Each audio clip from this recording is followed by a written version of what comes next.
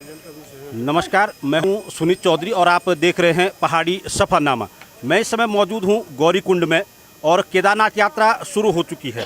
पैदल यात्रा की अगर मैं बात करूं तो पैदल यात्रा में घोड़े खच्चरों का एक अहम रोल यहां पे रहता है। उनकी कई समस्याएं भी हैं। इन सभी समस्याओं को लेकर घोड़े खच्चरों की मैं आज बात करूंगा। पूर्व जिला पंचायत के सदस्य रहे हैं और मजदूरों के एक बड़ा नाम के तौर पे जाने जाते हैं रावत जी। क्या कुछ है, पहले तो ये बताइए, जिस तरीके से आज हम देख रहे हैं गौरीकुंड में सिर्फ घोड़े ही घोड़े दिखाई दे रहे हैं, पैदल चलने लायक जगह नहीं बची है। इसके पीछे हमारा जो प्रशासन है इनकी बहुत सारी खामियां हैं।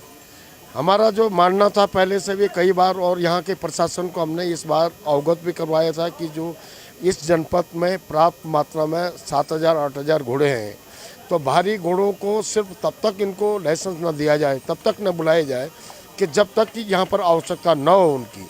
आज हालत ये है कि गौरीकुंड से केदारनाथ और केदारनाथ से सोनप्रयाग रामपुर तक जो है हजारों हजार घोड़े हो गए, जिससे कि यात्रियों को और तमाम जो यहाँ के जो छोटे व्यवसायी हैं उनकी रोजी रोटी का संकट हो गया।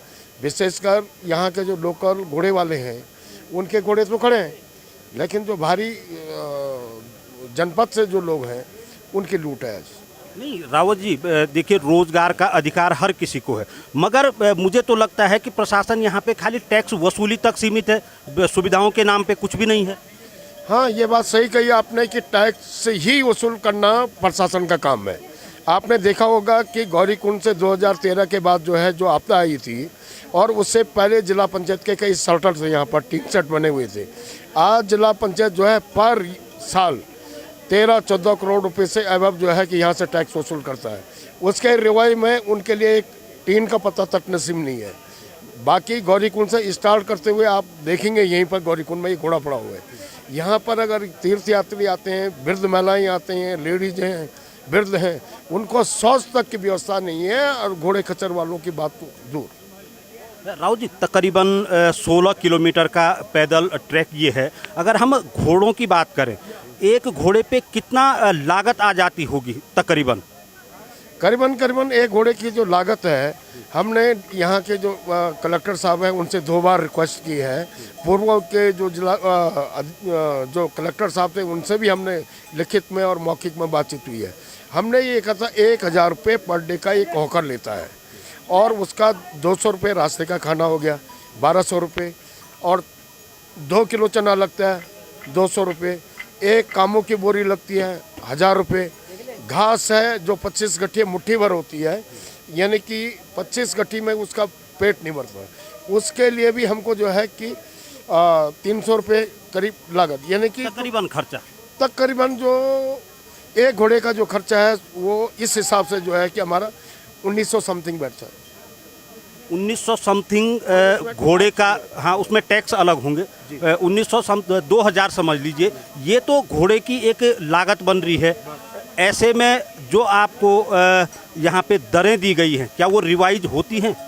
वो जो जिला पंचायत को जब ये व्यवस्था दी गई थी तो उसमें एक प्रावधान हुआ था, जो उनका बैलोज है, उसमें यह था कि हर तीसरे साल हम लोग जो है कि 20% जो है टैक्स, ये इनका जो दरें हैं उसको बढ़ाएंगे। लेकिन विगत कई सालों से जो है कि इसका बढ़ता नहीं है, ये बड़ा दुर्भाग्य है। तो किस तरीके से मैनेज हो पाता है, क्योंकि जो गवर्नमेंट का रेट है वो बहुत कम है, उसको मैनेज नहीं करने। अब 2013 के बाद जो है कि यहाँ बहुत परिस्थिति खराब है, इतनी परिस्थितियाँ खराब हैं कि 2 साल तो ये कोरोना में चले गया। अगर उस दर पर भी नहीं ले जाते हैं वो, तो उनके घोड़े और वो भुखमरी के कगार पर चले गए। उनके बच्चों की शिक्षा दीक्षा है, शादियां हैं, तमाम जो खर्चे हैं उसके घोड़े वाले के, वो इसी पर निर्भर करता है, और उसकी दरें ये हैं। ये बड़ा सोचनीय प्रश्न है, और हमारा आप लोगों से भी, प्रिंट मीडिया से भी ये रिक्वेस्ट है कि तमाम हिंदुस्तान का प्रिंट मीडिया इस बात को देखें, और यहाँ के जो शासन और प्रशासन इनको बोलें कि भाई कि आप क्यों जाति करो इनके साथ। रेट रिवाइज और अन्य मांगों को लेके आपने एक ज्ञापन भी दिया है, कितनी मांगे हैं आपकी? नहीं, हमारा रेट के साथ साथ जो है कि सफाई व्यवस्था पे है, और घोड़ों के शर्टर के लिए उसके लिए बातचीत की हमने, और तीसरा यह है मेडिकल सुविधा नहीं है। जो घोड़ों का मेडिकल का है वो अभी तक कपाट खुले हुए आज दूसरा दिन है, और आप अंदाजन लगाएंगे कि 100 से ऊपर घोड़े यहाँ पर मर चुके हैं आज से, बिना मेडिसिन के। वो तो प्राइवेट वाले जो है आकर के इंजेक्शन दे करके, यानी कि आदमी का जो इंजेक्शन है वो आज घोड़ों को दिया जाता है। पशुपालन की दवाई की कोई व्यवस्था इनके पास नहीं है, ना उनके पास एक डॉक्टर है जो कि वो इनका इंश्योरेंस करवाता है घोड़ों का, वो वहाँ अपना है वो मेडिकल तक सीमित है। अगर कोई बीमार अगर रामबाड़ा में हो गया या गौरीकुंड पड़ाव में हो गया तो उसे देख नहीं सकता, केदारनाथ में हो गया या कहीं पर भी जहाँ जहाँ घोड़े हैं, तो इसी कारण घोड़े मर रहे हैं। अच्छा, स्थिति अगर यही रहती है जो पूर्व की तरह चली आ रही है, आप लोगों का क्या आगे कदम रहेगा? अगर प्रशासन इस पर बातचीत नहीं करेगा, हम लोग तो जो आम जो मजदूर है उनका ये मानना कि हम लोग स्ट्राइक करेंगे, और स्ट्राइक करेंगे कि हम काम नहीं करेंगे अब, यह है। और आप अपनी यात्रा को चलाइए, देखिए कैसे चलाते हैं।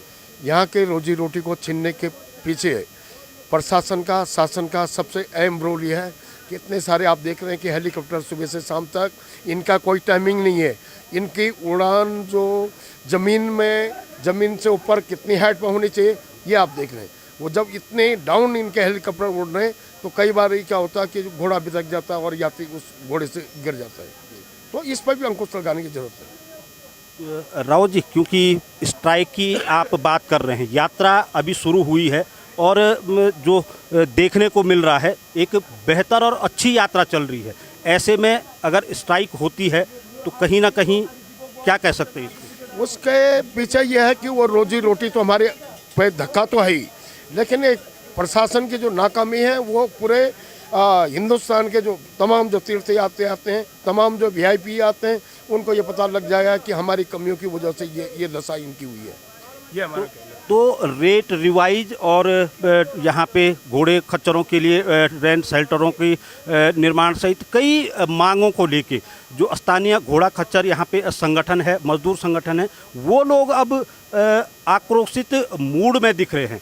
अगर प्रशासन शीघ्र ही इनकी मांगों पर बैठ कर के सकारात्मक विचार नहीं करता है तो कहीं ना कहीं जिस तरीके से यात्रा इस समय पीक पे चल रही है, शुरुआती दौर यात्रा का है, उसमें कहीं ना कहीं खलल जरूर पड़ सकता है। आप बने रहिए मेरे साथ और देखते रहिए पहाड़ी सफरनामा।